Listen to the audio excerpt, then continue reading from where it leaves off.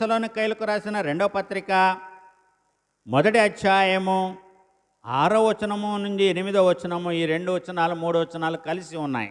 ఇక్కడేమంటున్నాడు? ప్రభు అయిన యేసు